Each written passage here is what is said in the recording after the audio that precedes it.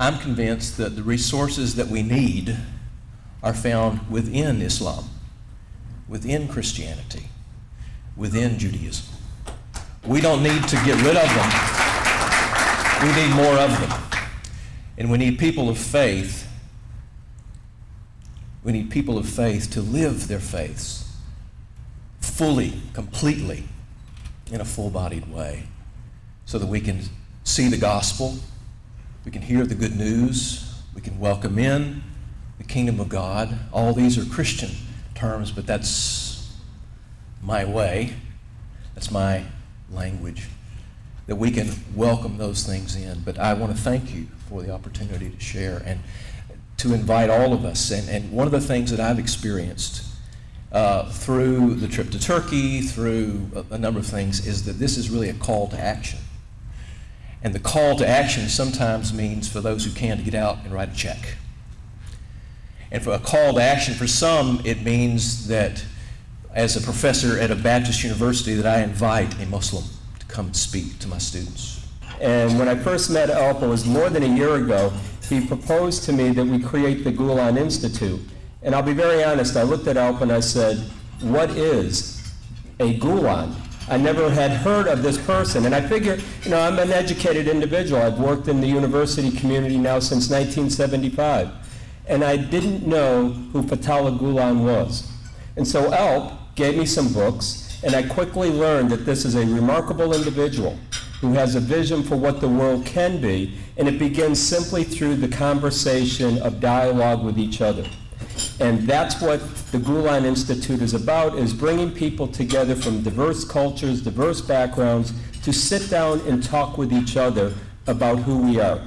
And it's a wonderful opportunity for our students who meet with other students, not only in the university, but they've also traveled to Turkey, and they have visited social agencies there, they've met with colleagues over there, and they come back with a much broader appreciation, not only for Turkey, but for the world. And they understand to be successful citizens in our community, we must have a global understanding. So we have the cultural exchange program, we have scholarships for our master's and doctoral students, and our college is only a graduate program. We don't discriminate against undergraduates, we just have master's and doctoral students. And we also have, we're now creating a library in the college which will have every English written book or monograph on Fethullah Gülen or the movement. It will be housed in the college, and I believe this will be the first of its kind in the world. And I'm really pleased that we're going to do that. And again, that's what a university is about. The university is a place where we store knowledge, and we share with others, and we pass that on into the community. And I can say we at the University of Houston, as an international university in the fourth largest city of the United States, we're pleased to have the Gülen Institute affiliated with the university. And I, as dean, I'm particularly proud to have this in my college. And Alp, I want to thank you and all those at Interfaith Dialogue for that. Thank you, and thank you all for being here. I would like to thank my friend Ed Stevenson, pastor of the Shawnee Christian Church in Fatih, who actually got us all together, and we were in Turkey from August 13th, I think, to August 23rd. That's very close if it's not 100% accurate. I think that it is the ability to try to work with people, no matter who they are and where they come from and what they believe in. Keith Ellison has that down as well as anybody I've met. And the good thing about Keith Ellison, and I think the good thing about the IID, is the problems of our country, the problems of our world, are not the result of what a lot of bad people are saying, but the appalling silence of good people. Our goal and vision at the Institute of Interfaith Dialogue is to provide tools, occasions, places, opportunities for people to get to know each other at the human level, without labels, without titles, without headline news in between, without intermediaries in between. our basic premise is that if we can achieve this, there's going to be an understanding, a level of understanding at the human level that cannot be broken very easily with stereotypes. And we're starting to see how it is that we can come together, compare notes of what we're doing in our different states, and see how we can work for the common good and how this Gülen movement can serve as a kind of motivational glue for us in terms of the interfaith work that we do. I think most of us who have been involved in interfaith work for a long time have been really impressed, not only with how diverse the Gülen movement is, but how effective it is at the national level. So I really think we need to applaud all of these organizations and support them as much as we can, and spread the word, and really spread the word. I